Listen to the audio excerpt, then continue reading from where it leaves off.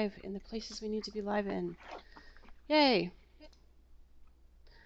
Okay, hello everyone. Welcome to the audio stream. Happy Thursday, community. We have an audio sound extravaganza today with some of the names that you know in the industry, whether you know it or not. We're talking Monster Train, voice actors, sounds, and music. So prepare your questions in chat, and we will ask them at the end of the stream with Steam or Twitch, depending on where you are. But we're going to start with DB Cooper. But before we do too much questions for that, I want you all to introduce yourselves. So we're just going to go around robin. We're going to be like Foursquare, right? Like Brendan first, then Michael, go ahead. Just introduce yourself and like a little bit about yourselves, and then I will brag about you all individually. All right. Well, hi, I'm Brendan. I am a writer, developer, man of many hats at Shiny Shoe. So work on Monster Train, write all the names, help Jordan with all the lovely sound that's in the game. Yeah. Redbeard. Everyone knows you as Redbeard. That's like your secret identity. Redbeard the Loremaster. Loremaster. All right, Michael. Hi, my name is Michael Schwalbe, and I'm a full-time voice actor of 7 years. You may also know me as basically every NPC in Slay the Spire. So somehow I've accidentally become the voice of like this whole genre.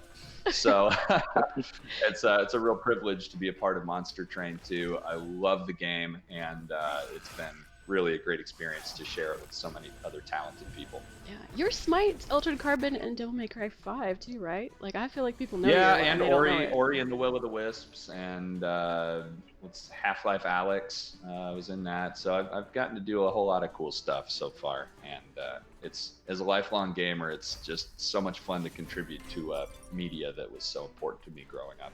Awesome. Now we knew it to DB, who I have mixed feelings on because Arizona sunshine scares the crap out of me. So. Oh, good. I love that. Go for it. That's it. I'm DB Cooper. I've been a voice actor and an actor like almost my entire adult life, and it is just a supercharged thing to be part of this project too. I think I got to know Jordan through maybe the GDC, I can't remember, but we started talking about tech and about how to write music and about stuff, and he said, hey, you know, I need 5 actors for this game, and I said, you know, you really don't, because I know a guy. And so between me and Michael, we populated this world with sounds, and I'm just chuffed as heck to be part of it. People probably know you from Hearthstone or Bioshock 2 as well, so you've been there. People know you. Yeah. Well, all good. right. I hope so. They do. And Jordan, all the remixes. Tell us all about it. Yeah, I started off, remixing game music. I'm a big JRPG fan, Final Fantasy and things like that. And that's how I kind of got my start in music. And eventually branched out to do sound design, sound effects. Working with Michael and DB on this has been a new and really exciting experience for me. But yeah, for Monster Train, I just wrote the music, did the sounds, and that's it. Oh, he says, I That's just it. wrote the music. That's it, he said. Just kind of just wrote it. Yeah. You know, the more, actually, I don't get a chance to play this game yet because it's not on Mac and that's all I've got. But I've been watching gameplay videos and it's like, I think I'll watch this part again because the music is so epic. Looks like I'll watch this battle again. I'll watch this battle again. Oh, thank you. Yeah. It's I awesome. was really pleased to see just a little, it's subtle, but like when it says now playing, fell, but like whatever. I love that now playing. It really draws attention to the music, and because a lot of people don't pay attention to it, it's just kind of in the background for ambiance. But that's a really cool way to subtly make it a focal point of like, oh yeah, I love that song, piece. Yeah. I think that might have been Brendan. That was a awesome little stroke of genius there. Yeah, really that's like a perfect tweak. Yeah, we really wanted to call attention to Jordan. I mean, every game that we've worked on that Jordan has been a part of, everyone immediately calls out the music. So making sure that we were making a priority was super important. Awesome. Well, one of my questions is, have you guys seen yourselves, your voices, in the game? And it sounds like you have been watching. So, what's that experience like? You record this probably in a sort of bubble vacuum, and now you see it live, as a part of this organism that's a game. It's always fun. It's always super duper fun. It's like hearing yourself on the radio amplified by about 1,000 million times. Because when you're watching a Let's Play or something, people respond to your voices. When people That's so cool, respond to the sounds that you're making because of delight or disgust or whatever, it's like, yeah, that worked. I'm gonna play this now a second because I want people to know, like, I have all your sounds, by the way. So I'm gonna play Fell right now. I hope I don't blast you guys out in chat. Let's play Fell. Okay, so you know this is who you know, right? Let's see. Also Imp. Oh my gosh, how much popularity is there with this? Let's see. Yeah. Hang on. Imp Death. Maybe I can play it. Maybe not. All right, Imp Death later. But yeah, the imps, all the imps, you're gonna be very excited about. Here's one. I love that. Okay, so those are imps. You all know. Was I imps or were you imps, DB? I can't remember. I'm the imps and the morsels. You got to be an awful lot of bad guys, dude. Yeah, you're I was looking up your card today. You are Dante. Like you're all the angels. I'm like some of the angels. Any of the angel characters that sound like really like birds, those are me. and Michael is the one that like freaks you out on a subsonic level. Yeah. No! Yeah. There's Dante. No! No, he says. And let's see what else. Yeah, you have a couple of these guys, Michael. Let's do Penumbra. Ooh, Growly. Yeah, we're not Growly. hearing them. Yeah, no, you're not. Sorry, you get to miss all of this. It's not for us. We know. Only I don't for need to them. hear him. I did him. Only for them. Someone's asking who did Morsels. You want to That know? was DB. DB. Okay. DB did morsels and all of the imps. I'm looking at chat. I see. There you go. That's There one of you my go. favorite ones. I'm playing your Morsels. It sounds like What's Up. It's pretty cute. Okay, so let's go back to the beginning here, Brendan. How are the characters explained to you when you're getting ready to, think about the sounds? Like, were you given explicit directions, like you say this thing, or it's like this is your world, and then you decide? How is the collaborative process, Brendan? Well, for the design of them, I mean, we really started from a gameplay point of view first, but for the actual, world and how all of these different creatures sounded, we had pretty much all the art for the different characters by the time we did recordings with Michael and DB. So that was a really good jumping off point to give them an idea of like, or the imps or the morsels. And I had rough ideas for what they were all going to sound like. The imps, we obviously wanted to sound really fun and cute. For Seraph and the Angels, we made a point to make sure that Michael was dying by the end of the recording, just totally ripped out his throat. But yeah, a lot of the lore and the characters already been built out at that point, so the sound was kind of a natural progression from that. But there were a lot of instances where Jordan and I were kind of figuring out the sound as we went along in the recording process. And both Michael and DB were awesome with that, of figuring out maybe I think Tethys was one where we wanted her to sound more gurgly, like she was underwater. So DB was like, hold on, let me go get some Jello real quick and throw it in my throat and gurgle around. And that was something that we never would have thought of on our own. Yeah. So it was a super collaborative process, definitely. Yeah, that's one of the things I really liked about doing the voiceover work for this game, working with both of you, is that you both brought something to it that, from your experiences and techniques and things like that, and also just your own creativity to it. One of the things that we did was show them the artwork, and yeah, it made a lot of the artwork is probably the single most useful thing for us to influence the creation of these voices and sounds. Is if you just have we want it to be gurgly and this, it's you can only get so far with that. But if you see a picture of the Gorger and he's got this massive mouth and saliva and teeth, that kind of influences, okay, well, I need my teeth to sound like this, and I need all this phlegmy stuff, and that is so much easier for us to figure out. So when I saw you had 39 artworks, I was like, thank you, Jesus. Yes. And they were all really distinct too. Like it wasn't like here's Soldier A, here's Soldier B, and they look identical, which is really frustrating from our standpoint. So they were all really unique and idiosyncratic. And they were wonderfully awesome. tricked out, and it does absolutely affect how we're interrupting Jordan, but whatevs, because actually, it has everything to do with how you personify things. So, for instance, the Tethys, which had a different name when we did it, she's got really sharp teeth. And it's the same thing that Michael said. When you've got a character whose teeth are part of the deal, you have to make sure we can hear your teeth. So that's why it's the sound of a yes. Yes. You have to make it sound kind of sparky. And spiky, and that's what it is. So that's why I printed those suckers out. I had those, I had a sheet of names because everybody had a certain number of things that we needed to do. We had spawns, and then the preparation for an attack, and we had to be hit, and a death.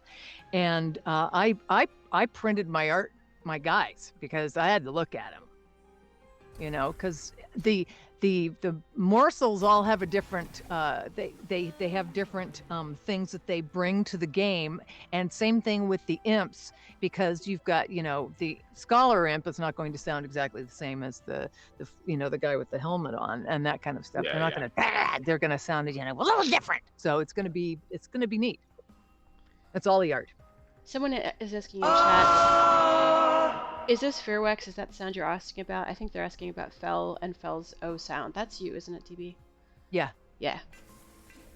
That's really all Jordan, because I gave basic sounds for her. We did a lot of very melodic stuff, and it was not easy. And I don't know how it worked with Seraph, because Seraph is kind of like is on par with Fel. Fel has this cry that it's all open mouth, very melodic, and she doesn't say any word-like things at all. And so trying to convey emotion that way, that was all Jordan's direction and help. And then all of the processing that he did afterward that actually brought the character into full fruition is pretty insane. It just is wonderful. Yeah, one of the things about to note was that we decided really early on that we didn't want any of these to be words. And I know that doesn't leave you guys a lot of options. We almost had to exaggerate the emotions a little bit. And for Fel in particular, because there's a lot of interesting conflict and a lot of interesting lore behind her, we basically sent DB this whole list of what's going on contextually, and it's like, can you turn that into an awe? Yeah. Exactly. And I think she did a great job, conveying this kind of hesitance and this internal pain about it. But I think that was what made this process a lot of fun for Brendan and I too, is basically giving you a whole backstory behind all of these characters. Or just little tidbits, and seeing what you would do with them, because you definitely brought your own spin to things, and we really appreciated that. Oh, sorry. It's okay. It's interesting because a lot of these Doggos. sounds are really melodic, but yet you're writing music that obviously has its own key and its own feel. How was it, Jordan, to fit like all of these associated sounds, because you don't know when they're going to happen in the game, and make sure that they work with your music and aren't too discordant unless you're going for that sound? Ooh, good question. That's a very good question. The I guess the short answer of it is I didn't. I just kind of Like happy It's a accident. wrote the crapshoot. music, and yeah, because if you think about how many permutations, like which sounds can play over which musical tracks, and we kind of have this jukebox system running in the game where a random battle track, one of 8 battle tracks, could play, and it could be any combination of classes that you're playing as. So it was just too many combinations to like go down a list and actually try them all out. I think what we did was we just got them all in, tried to make sure that we went into it knowing the identity of the song and the identity of the class, keeping that as consistent as possible. And then and there were a few cases where things were just like too much, when they were in the game. Just the cumulative sound of things was a lot, so we had to dial things back after the fact. Okay. I'm looking for. Michael's doing a lot of growling sounds for Seraph. I'm looking for some ones Seraph can share. Yeah, Shark and Seraph, you have a lot of growls happening for sure. Okay, I think we're going to take some chat questions soon because we have about 10 minutes left. But I'm going to ask this as delicately as possible, DB. But this is a community question I get a lot. So when you play this game, depending on how fast you have it on, like super fast speed or whatever speed, these sounds all happen at once a lot. And there's some sounds in here that you get hit as an Awoken. Do you remember any of these sounds, like where you're playing the Awoken champion, you get hit a lot? Are you actually like acting out, like getting hit, you know, to hear that? And also when you play them together, sometimes it's a little not safe for work. I'm gonna be honest.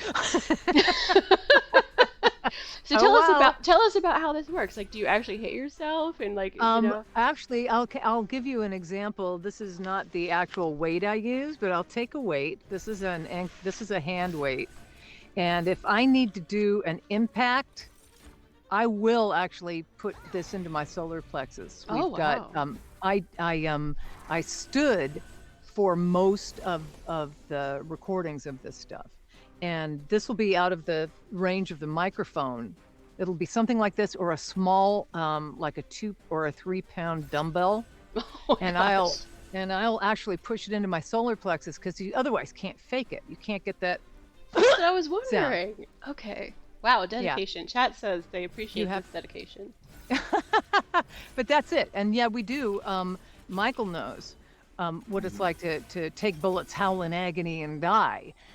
We actually have to hurt ourselves a little bit from time to time. So when we're punching or being punched, we actually do things so that it actually has an authentic sound. Cool. Yeah, a lot of newer actors, I'm actually in the middle of teaching a series of classes on this exact topic, so it's pretty relevant. But a lot of newer actors just think like, oh, well, an impact, it's pain. So you go, ah! But the reality is that there's a dozen, 24 different ways to sell that effort, and what is happening to your body is going to inform that. So if you are getting punched in the stomach, you're not just going to go, ah, you're going to go and like actually lose the air first and then have the pain. And so like it's all these different layers that go into the efforts to inform that. Like if you're going to get shot, it's going to be like a punch that's so hard it goes through you. So it's going to start with the and well, it's then also it's also very pointy. Being shot has the very pointy it's the insult as well as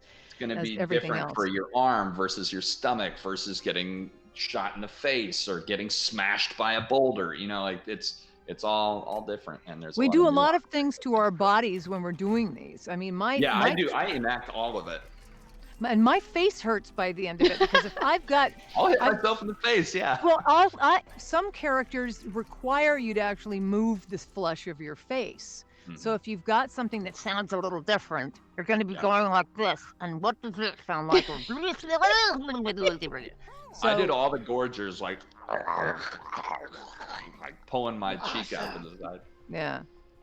So yeah, it gets a little tiring, but I mean, it's like doing Slimer in Ghostbusters, you know. So okay, Voyo Killer is asking you questions about this too. Their one question though is they said they laughed out loud when they heard the mechanic boss say it's hammer time. So props to whoever did that. I don't know. Just letting you know. I think that might have been something we opened up to the devs, right? The little chatter. Are you talking about the speech bubble over it? Yes, the speech. Yes. Oh, I wonder who. Okay. Yeah, I like that one. Was it me or was it one of? Did we actually say it or is it a bubble? This is a speech bubble, so yeah, it wasn't either of you. Yeah, so in addition to the VO, which is non-language specific, we have these like actual chatter boxes over them that just kind of play, just to add a little bit of extra flavor. Well, you know what? There are some words that we just say anyway. I always do anyway because I cheat a little bit. And because even if they're supposed to be non-language specific vocalizations, which is what we're keyed on, some things transcend and go across all languages. One thing is okay. I'll always give okays to choose from. I'll always give buys. You know, it's like time to die now. Bye. So there's going to be a bye and ow. I think everyone across the planet understands okay, bye, or hi, and ow. And so you're gonna always, I think you can always give those, even if it's non-specific. Nice. The Seven Seas is asking about your other games. If you listen to the beginning of the show, you will hear all the other games listed that they're doing, which are many. But I'm going to piggyback off this and say, for this game, what is your favorite character or sound that you've done? Michael, you first. Definitely Seraph. I mean, who doesn't want to be the big bad? Also, I think that the processing and combined with just the gnarly inhales I was doing just ended up sounding so cool. And every time that I hear that, it's like, man, we did a great job. Nice. I have to say that, well, Fel is so epic that she's got to be the epic favorite, but the hilarious favorite is the morsels, without a doubt. Everyone loves morsels. They really do. Yeah. Wow. Yeah. Cool. Okay, so people like this. They want to hear more of it. Obviously, they should play the Monster Train. But do you guys have anything upcoming that you'd like to share just for your personal, so I can promote you? Anything people should go to find you if they want to like learn more about voice acting or like see more of your stuff? You can certainly go to our websites. My website is dbcoopervo.com. Yeah, mine is michaelschwal.b. Or you can go find me on Twitter at whathesaidvo. I also just dropped our respective IMDb's in the chat Yes. for those that were asking what else. Oh, we've Michael. done. Yes. I don't know how well this is going to work with latency and all, but I think we have something to say to Jordan, don't we? Oh, yes. Happy birthday to Yes. Yes. It's Jordan's birthday today, everybody, so give him some happy birthdays in the stream chat. Thank you. Yeah. The best Hey. gift I could have asked for. That was epic. Awesome. Morsels and metal. Okay, so in a few minutes here, we're going to switch out, and huge thanks to all of our voice actors. You will hear them over and over as you play Monster Train, and you can hate them a little. That's okay, because you know it's really hard to beat Fel and Seraph. But I hope you appreciate like all the little pieces that went into making this an awesome game. So good job, Jordan. Good job, Brendan. Thank you guys for being in here, and we're going to introduce in a few minutes Betsey, who did soundtrack vocals. And Betsey, I'm going to make some assumptions here. Betsey's related to you, Brendan. Yes, she is my wife. Haha. So, it's assumption. Okay, very good. So it's going to take me a second to like do a little switcheroo on chat, so I hope you guys are patient. But again, huge thanks to our voice actors. And if you guys don't mind dropping, I'm going to invite Betsey in. It's going to be Jordan and Betsey. We're going to talk about music. So, yay. Bye, Great talking to everyone. you. Bye. See Thank ya. you. Twitter. Bye-bye. Yeah. All right. Switching all the stuff, guys. Sorry for weirdness. Can we bring Betsey on? Yeah. And media source. I'm back in here. You can see some more of the game while I do that.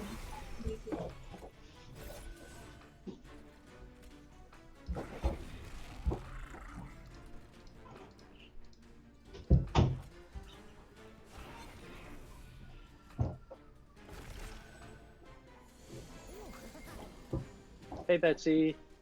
Hi, can you hear me? Yeah. We can.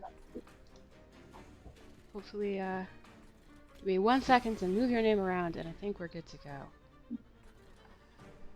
Good, Brendan, you're saying. I was not sure if you were going to share a camera or not. Cool. Okay. Everyone in chat, welcome, Betsey. Thanks. Betsey Rafeld, is that how you say it? R-A-F-E-L-D? Rafeld? Rafeld. Rafeld, yes. Yeah. Now, you all might recognize Betsey's voice versus Betsey herself, so I'm going to play the descent for a second. Play it in the background. Y'all can't hear everything.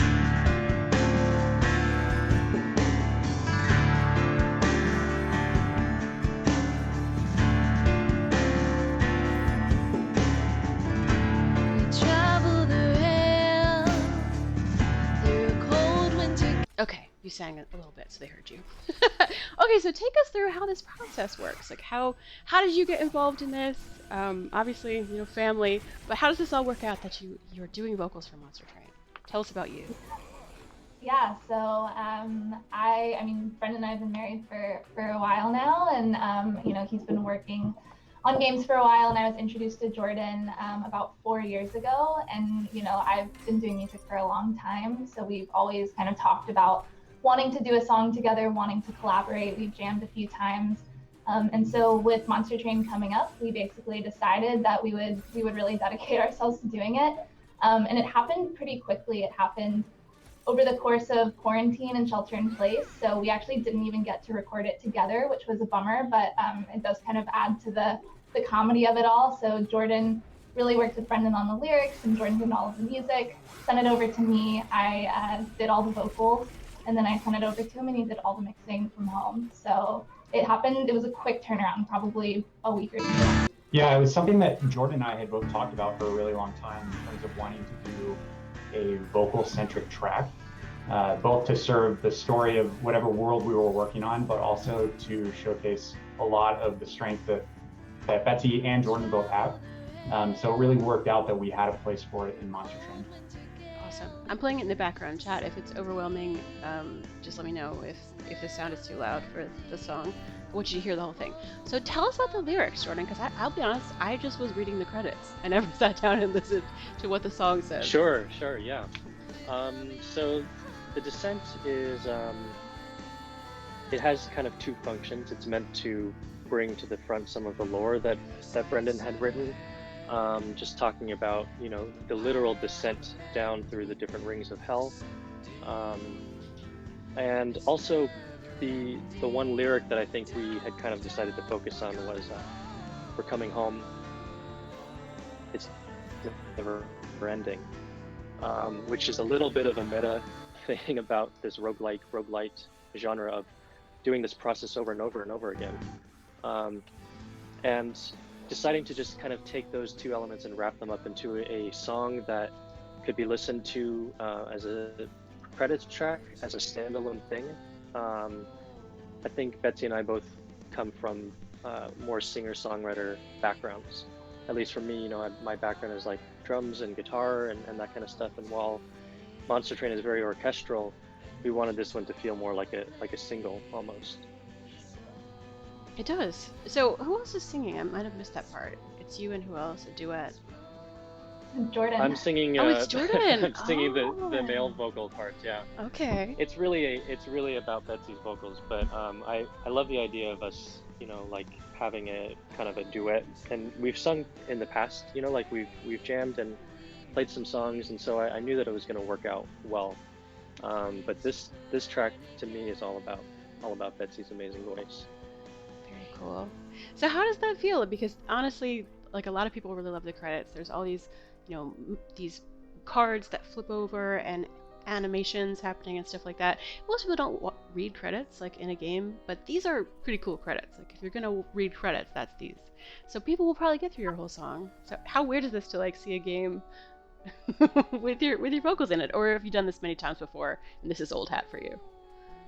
I have definitely never done this, especially for a game. I've done, you know, I put out an album, very much like singer-songwriting. I play ukulele and guitar and piano, and so like I'm kind of used to doing my own thing, doing a lot of solo stuff. So it was very unique for me and a little unnerving at first. I sent back Jordan a few takes and just wasn't quite sure like what vibe we were going with, wasn't sure like how forceful to use my voice, and so it was really new for me to work with someone who was kind of directing me through it. And I recorded it like sitting down in my living room, so just sort of bizarre to like be doing it this way just because of shelter in place.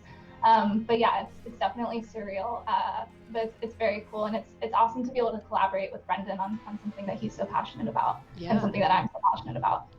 So you must have a good setup, because this could have been very bad, having been stuck in your house and not having any kind of studio or anything. Awesome that it worked out. Yeah. Good. So, okay, full props to you, and I want to definitely focus on the greatness of this track and your vocals, but I have to ask, because you're married, what is it like to live with Loremaster, who's probably talking about the game 24/7? Like how does this work out? Are you just tired of Monster Train? Never want to hear that again? It's been going on for a couple of years, so I've heard a lot about it, but I think Brendan is like pretty good about keeping work with work, and he definitely pulls me into understanding like what he's going through with work and developing these characters, and especially I watched the voice actors come on, and I remember that very vividly. I remember hearing about what that was like for Brendan and Jordan to sit in on those sessions. But yeah, I think especially with the launch of the game, it's a lot of, it's nonstop because there are streams like this going on. And so honestly, it's been really exciting, but there are times that I have to politely ask Brendan to maybe like pull away from the streams for a minute so we can have dinner. There you go. Are you a gamer as well? Like, is that something you enjoy? I am not a current gamer, although I was pretty obsessed with my GameCube growing up, and so I played a lot of like Super Monkey Ball 2 and Super Mario Sunshine. Right now, I mostly play like Rocket League when I'm really feeling like sitting on the couch. That's and challenging. just like totally connecting to a game. But outside of that, no, I don't play too much. Gotcha. Okay, so Jordan, let's talk a little bit about the music in general. I'm playing a little bit of stuff in the background just from the rest of it. So we're listening to Sojourn right now. You've written a lot of pieces specific for the bosses, obviously. So how do you come up with a feel? I'm sure you and Brendan probably have like talks about this. How do you come up with a feel for like what would the music? I'm gonna play it now. What is the music for Fel? Like how does that reflect Fel as like a boss character and the feel of Fel? How do those lore and music work together for you? So for Fel, well, let me back up a bit to say that, before all this happened, Brendan and I had lots and lots of discussions and Spotify playlist sharing, just trying to decide the palette for the game. So we sort of honed in on the instrument sets that we wanted to use, and that was a lot of orchestral string stuff and choirs. Choirs was kind of a central part of it, and we knew that we wanted to save it for special moments. So for Fel, the first thing that you hear is this like female choir, and I kind of wanted this to tie in with the voiceover that we did for her as well. Mm-hmm. The direction that we gave to DB was very musical in a sense. We had her sing these like short phrases that were 2 notes, and so to have that kind of dissonant but musical voice acting over the music, which is literally just choirs kind of the whole way through, was how we started with Fel. Musically, I was thinking about something to kind of juxtapose to the softness of the female choir, having more of like a intense dissonant like kind of orchestral thing, because there is like in the lore this duality in her character, without getting into it too much. She's conflicted, and so we wanted the music to kind of be shifting constantly and a little bit ambiguous about how it makes you feel. The other bosses were kind of similar. I think the one through line is we just wanted them to be epic, like whereas most of the tracks are kind of here. All the iterations we did on the boss tracks were, it needs to be here, and so with Seraph in particular. Let me play Seraph for everyone too. Yeah, I think looking at the sonic footprint of the game as a whole, the Spotify playlist is definitely the first. Like I do that for every project that I'm writing on. That's like one of the very first things that I do, and then I'll send that to Jordan, and we'll hammer out for Monster Train. It was probably the better part of a year of really figuring out what we wanted the instrument palette to be, what we wanted the feel to be. Originally, the game took place in London, actually, so it was a lot of like Sherlock Holmes inspiration, a lot of like more natural percussion elements, like watches ticking and like hammers on metal and more kind of fully focused instruments, which we slowly kind of pulled out, or I think still exists somewhat in Daedalus's theme. But as we started to hone in the music, I think it was fairly, I didn't work on it, so I can say it was fairly easy to figure out. But once I think we figured out like generally kind of the rules and the box that we wanted everything to fit in, of kind of this very choral and orchestral like music footprint, then it became fairly easy to figure out. Yeah. Cool. I will say too, though, that the one of the most interesting challenges of working within that framework, knowing the kind of overall like high level vibe that we wanted the game to have, was getting to think about the different rings within the lore. So every ring in Hell has its own kind of unique thing, from the Wildwood to the Waxen Arches to the Crucible. All of these things have their own different flavors to them, and those actually correlate with the clans as well. And so getting to think about like for the Wildwood, for example, should we bring in guitars? And I'm a guitarist, so I'm constantly looking for chances to play, but figuring out cello? whether that What is was this? workable or not. Sorry, what was that? Is this a cello? What am I hearing here in Call of the Wildwood? Yeah, it's a lot of strings and strings and acoustic guitars. Okay. Mostly. Yeah. Awesome. Keep going. Sorry. I just wanted to identify the instruments that you're correlating with different clans, because this is interesting. Sure. Yeah. So I mean, the Wildwood. I'll just use this one as an example. The Wildwood to me was like maybe the furthest departure from our original concept, which was this whole kind of London, Downton Abbey, Sherlock Holmes type of Ooh. thing. It had a very Victorian feel, which I think is maybe more like the Melting Remnant, if you're familiar with them. The Yeah. Wildwood is like, Remnant Waltz. whereas the Melting Remnant is very like kind of high society. The Awoken and the Call of the Wildwood, that track is kind of more about the natural aspect of things. So lots of vines and things. So that track to me sounds like a chase through the forest, and so that's where we decided to use things like guitars. But on other tracks, it wouldn't really be appropriate. So there is some flexibility, but hopefully, there's a larger overarching vibe that was consistent through the game. No, that's cool. Because also, I mean, like you said, these are more of you're just like, I'm in my map and I'm moving to an area and I'm just deciding what I want to buy or whatever. But it feels like all the bosses have that sort of like anticipatory feel, and maybe it's just the drums that you have a lot happening in there. But it's like there's a tension, not just the fact that you might lose everything, and it's a big fight, but like the music makes me tense. I'm like anxious, Jordan, when I'm playing the bosses. Yeah, good. That was the intent. There is something urgent about all of the boss tracks, and a lot of that is the percussion, which was great for me. My background is in percussion, so I think that getting to write these kind of complex drum rhythms, and we used everything from frame drums to drum sets to taiko drums and things like that to help create the sense of movement in the soundtrack. But yeah, definitely more so in the boss tracks than in something like Lost to the Bogs, which is like a slow, trudging march almost. I think to Jordan's credit, and also just for context, the very first track that we did is now titled Warmongers, and it's attributed to the Hellhorned and the Scorched Plains. And that is a super intense track. And that is also, to go back to what is Jordan's credit, he did a really, really good job of amping up the intensity. One of the first things that we really wanted to try out when we were working on the game was this idea of dynamic music. So we still have this in the game right now, and it's fairly subtle that there are 2 versions to every track that you're in any given fight. So you have kind of your base layer, and then every time a relentless boss comes in, we add more instruments, more intensity to the music that you're hearing. So with Warmongers, that's already a really, really intense track, just at its base.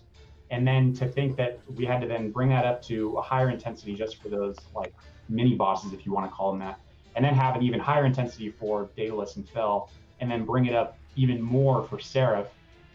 Jordan did a really awesome job of making all those intensities feel really threatening, but also really distinct. Cool. The chat says, Keshian says, really honest here, I mute all music in all games, but Monster Train has something I keep it on and enjoy it so much. Oh, thank you. Yeah. That's awesome. Let's see. They're asking, there's not a track. Dark Tempo says there's not a track I don't like from Monster Train. So that's great.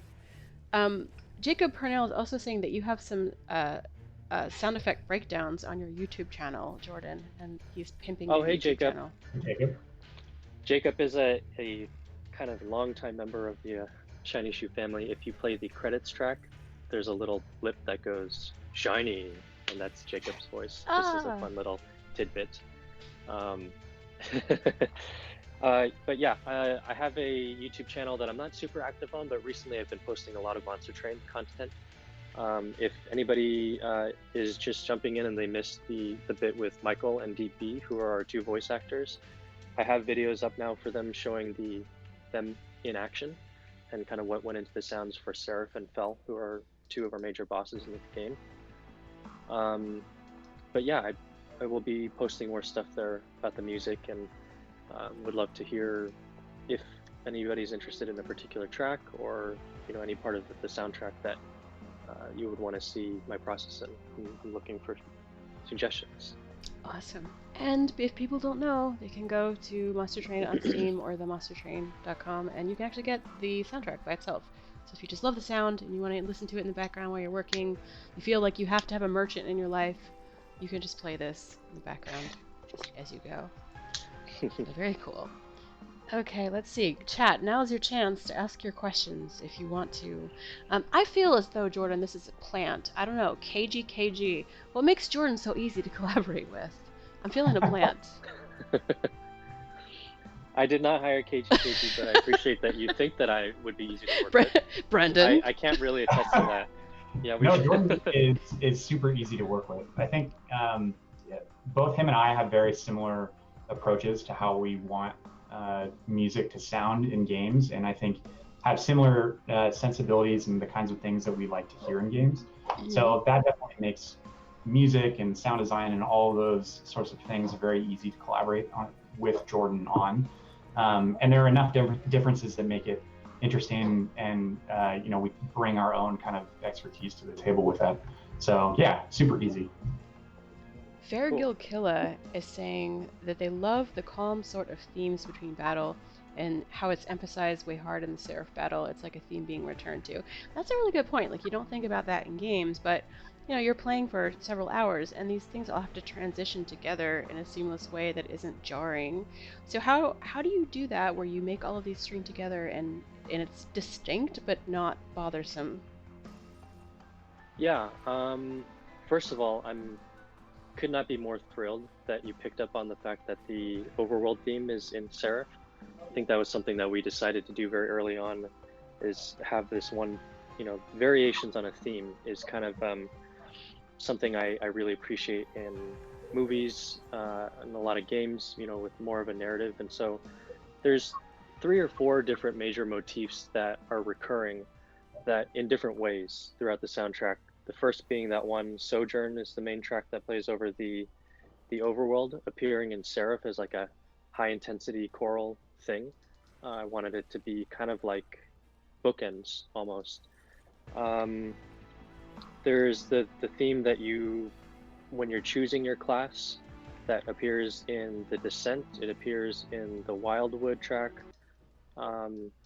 There's little musical motifs that when you beat the game, there's like a little dun dun dun dun. When you reignite Hell, that is in Daedalus, and it's in our opening trailer, and all of these things that I think we wanted to try and tie in to create as much cohesion as possible. Because if this is a game that you're going to be playing over and over and over again, it can get stale, right? To listen to the same thing presented the same way. So that was something that Brendan and I had talked about, was figuring out different ways to introduce these themes and what places it made sense to reintroduce them. So I'm really glad that you picked up on that.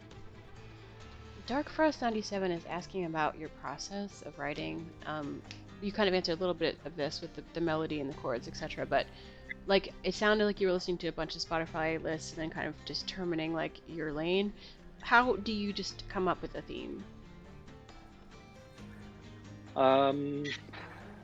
Let's see. Well, for Monster Train at least, most of it was written on a piano. Other things I write on guitar usually, but for this, Yeah, I usually will just kind of start with the chords.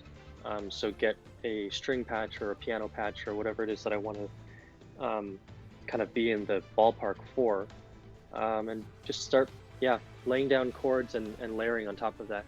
I like working in kind of a additive way. So starting with like the foundation of it and then sort of building upward from that has been a pretty common through line in all of the Monster Train music.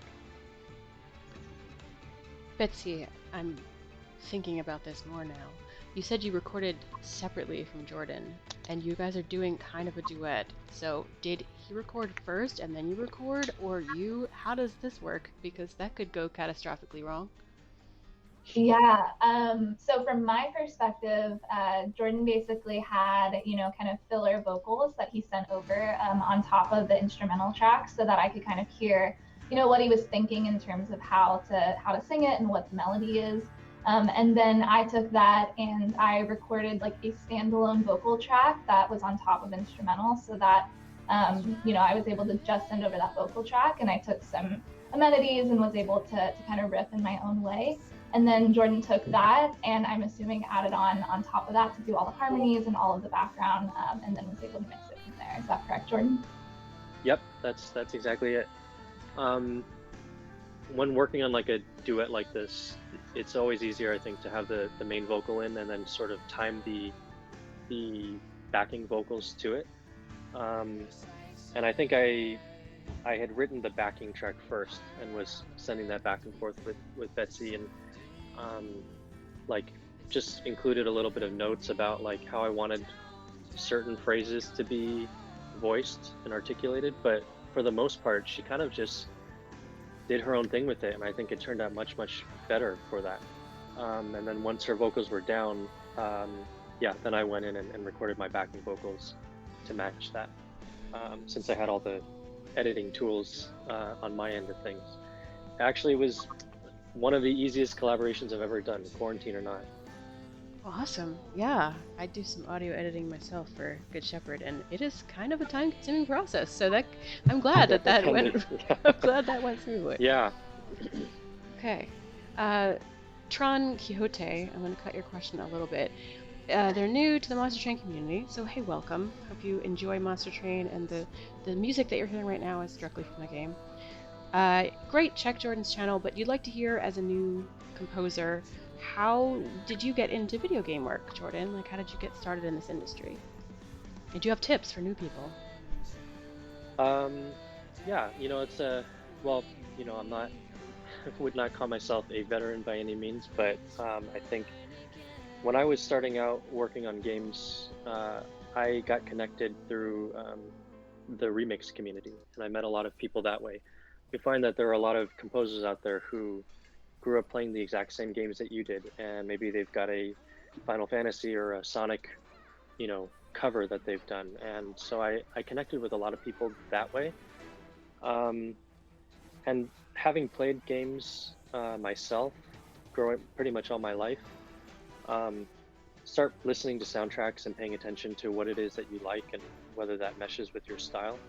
For me, like, one of the games that I really loved growing up was Diablo, the first Diablo, and I still think that all the music I've done for Monster Train and for a previous game, Death's Door, is heavily inspired by Diablo. Just latching on to the things that you find in your musical voice and leaning into them as much as you can. Cool. Okay, some people are joining chat. Hi guys, we have this kind of divided into half.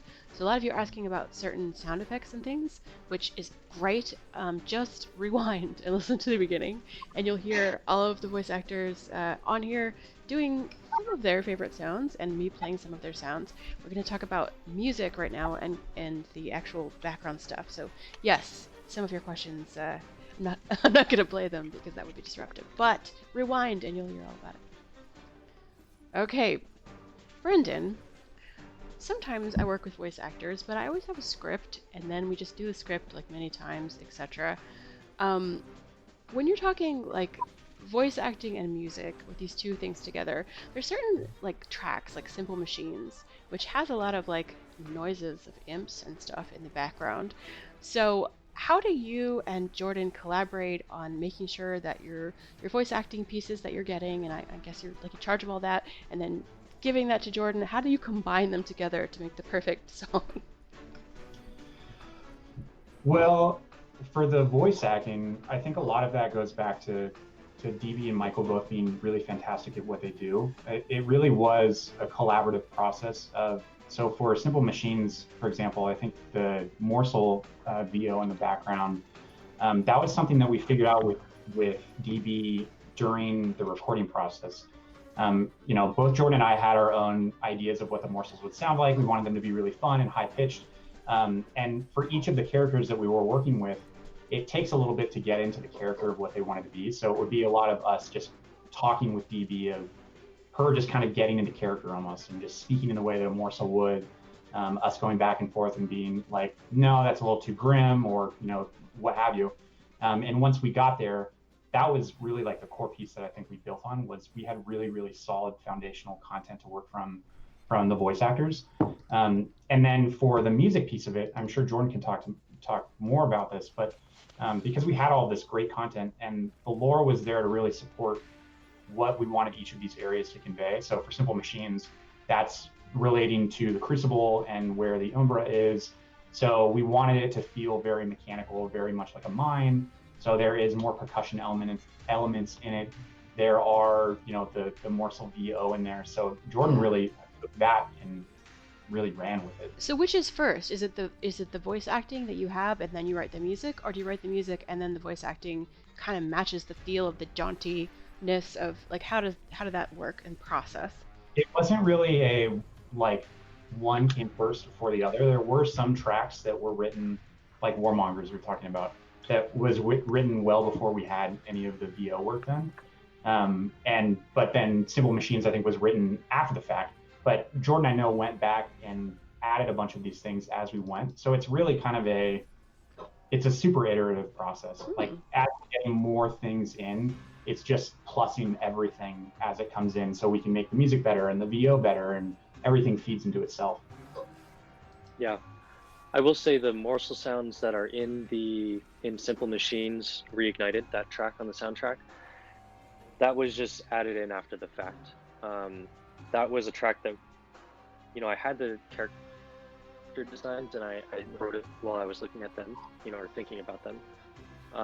And DB ended up taking it to a whole nother level, you know, just those super cute, you know, little morsel sounds that I knew that for the soundtrack I wanted to do something different.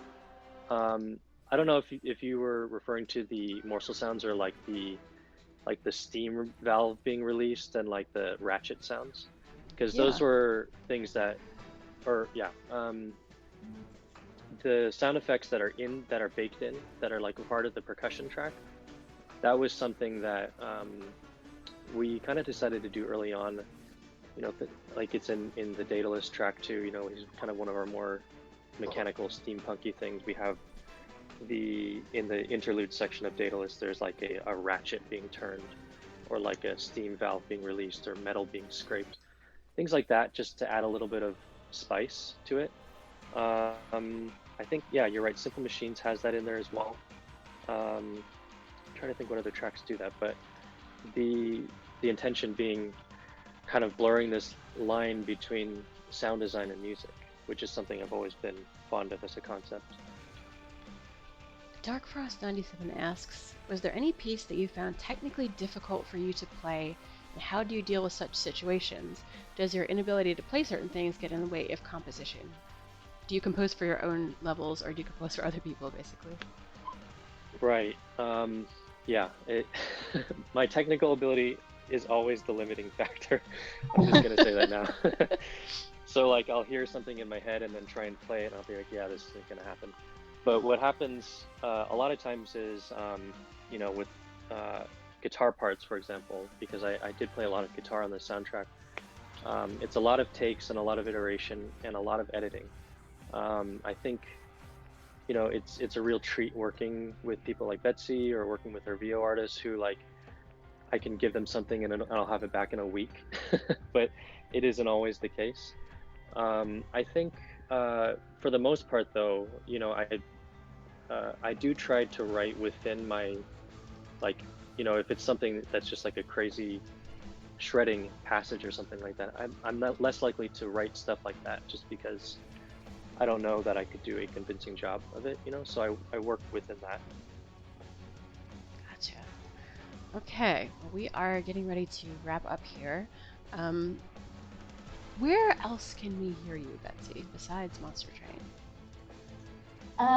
So I do have a YouTube, which I can share, and getting married to Brendan has been wonderful, but one of the complexities with it is that my name has changed, so that's why you'll see Streeter, Rafeld. And so I released my album previously under my maiden name, which is Giamatti, which doesn't necessarily roll off the tongue, but I am on Spotify, iTunes, all that, under Betsey Giamatti, and my album is called How We Love. Again, more like acoustic singer-songwriting, but yeah, feel free to check it out. Awesome. Okay, so anyone else can pick up this soundtrack if you go to Steam and look for Monster Train, or you can go to themonstertrain.com and it will link you to Steam. You can buy the soundtrack separately, or you can buy the game and then listen to the soundtrack while you play combined. So anything else, Jordan or Brendan, you want to say before we wrap up? And thank you guys so much for joining the stream and letting the community know more about all the great audio and sound effects in the game. No, just thank you to you, Genesee, for putting this all together, and Good Shepherd for, having us here today. It was a lot of fun to talk about this stuff. Absolutely. Thank you again. Thanks for everyone playing the game and enjoying it and enjoying all the awesome music and audio. And yeah, hopefully Yeah, thank you, chat. Hey, all right, hang on a second, guys.